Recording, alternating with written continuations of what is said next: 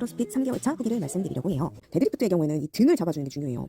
간혹 엄청 근육은 많아 보이는데 디스크 터져갖고 저희 센터에 찾아오시는 남자분들이 있거든요. 그런 분들 보면은 이 상체가 굽어있고 지금 이제 벨트를 차고 있죠. 저 복압 벨트인데 이게 굉장히 중요합니다. 벨트를 차야 한다라는 의미가 아니라 이 복압을 줘야 돼요. 최근에 등은 굉장히 잘 잡는데 이 아랫배에 힘이 풀려서 허리를 쫙 뻗고 있는 거예요. 전문 용어로는 로도시스라고 하는데 얘는 디스크가 뒤로 밀릴 위험성은 조금 적을 수 있으나 그 접히는 부분의 허리가 찝혀서 근육통이 올 수가 있으니 복부 근육을 빵빵하게 채우는 연습을 항상 시킵니다. 그게 되면 어떤 운동을 해도 안전하고 굉장히 효과 있게 할 수 있어요. 제 애증의 과제 더블언더. 처음에 줄넘기 싱글언더 못한다고 그랬죠. 더블언더를 시도해보는데요. 이 무릎에서 시작하는 행 파워 스매치입니다. 근데 이 동작이 뭔가 잘못된 거 혹시 눈치채셨나요? 어느 부분에서 잘못된지 천천히 한번 보시면. 안녕하세요, 민중쌤입니다. 오늘은 저의 크로스핏 3개월차 후기를 말씀드리려고 해요. 그 전에 저의 처음 시작할 때의 모습을 한번 보고 오시죠. 처음에 이 역도 동작이 너무 어려워서 버버버 하죠. 작은 원판 하나 끼고 했는데 무게랑 상관없이 그냥 너무 어색해서 또 정말 열심히 나가 운동을 했습니다. 아직은 보면 등도 굽어있고 목도 접혀있고 복근 힘도 약해갖고 조금 하면 지쳐요. 최대 난관을 찾았어요. 바로 줄넘기. 저는 제가 줄넘기를 이렇게 못하는 줄 몰랐습니다. 아니 뭐 더블언더는 고사하고 싱글언더도 안 돼. 싱글언더는 1단 뛰기를 말하는 거예요. 더블언더는 2단 뛰기를 말하는 거고. 95파운드 데드 원래 한 개밖에 못 들었는데 그걸로 와드를 했습니다. 네, 95파운드 데드리프트를 한 개밖에 못 들던 사람이 와드로 15개 정도 연달아서 하는 건데 그래도 좀 중간중간 쉬긴 했지만 와드로도 했고 그리고 105파운드까지 들었었어요. 그래서 이번에는 아예 제 원 RM 한 번에 들 수 있는 무게가 얼마인지 한번 측정을 작정하고 해보려고 해요. 일단은 가벼운 무게부터 들고 있는데 빈바는 35파운드고요. 그 옆에 10파운드씩 껴가면서 무게를 올려나가고 있습니다. 가벼운 무게는 좀 여러 번 하고 있는데 여기 한번 잘 보세요. 데드리프트의 경우에는 이 등을 잡아주는 게 중요해요. 저도 옛날엔 이걸 모르고 그냥 허리랑 다리로만 들었었는데 데드리프트가 등 운동이다 라는 말을 들어도 잘 이해가 안 됐었어요. 근데 이렇게 딱 등을 잡아야지 자세가 굉장히 안정되고 그리고 허벅지에 가는 힘보다 이쪽 햄스트링이나 엉덩이에 가는 힘을 더 키울 수 있는 것 같아요. 간혹 엄청 근육은 많아 보이는데 디스크 터져갖고 저희 센터에 찾아오시는 남자분들이 있거든요. 근데 그런 분들 보면은 이 상체가 굽어있고 고관절이 접혀서 디스크를 다 뒤로 밀고 있는 형태예요. 이것도 나중에 좋은 고관절 형태를 좀 따로 설명을 드려야 되겠네요.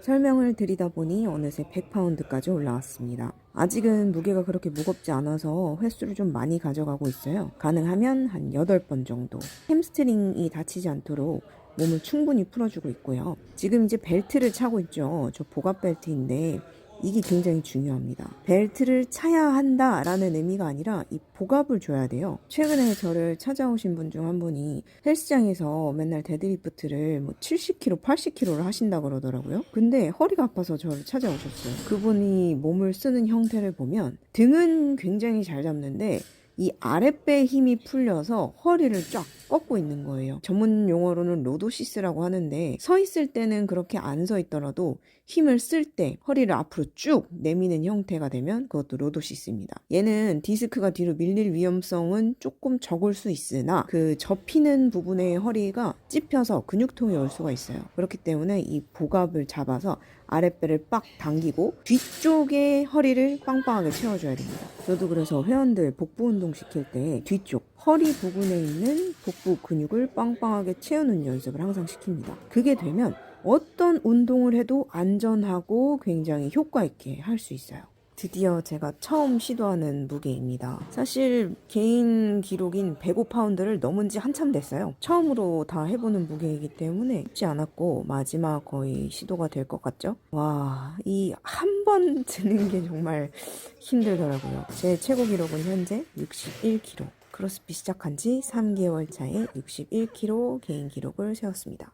그리고 버터플라이 풀업을 배워서 한번 시도해봤는데요. 지난번에 머슬업 시도하지 말라고 말씀드렸죠. 이거야말로 진짜 아무나 하시면 어깨 아작납니다. 그리고 또 제 애증의 과제 더블언더. 처음에 줄넘기 싱글언더도 못한다 그랬죠. 더블언더를 시도해보는데요. 이때 처음으로 더블언더를 10개를 넘겼어요. 그래서 제 개인 신기록 16개를 세웁니다. 아직 정말 힘들게 하지만 그래도 저는 너무 뿌듯했습니다. 그리고 스네치예요. 제가 제일 어려워하는 동작인데 아직은 바닥에서 시작하는 파워 스네치가 아니고 무릎에서 시작하는 행 파워 스네치입니다. 근데 이 동작이 뭔가 잘못된 거 혹시 눈치채셨나요? 어느 부분에서 잘못됐는지 천천히 한번 보시면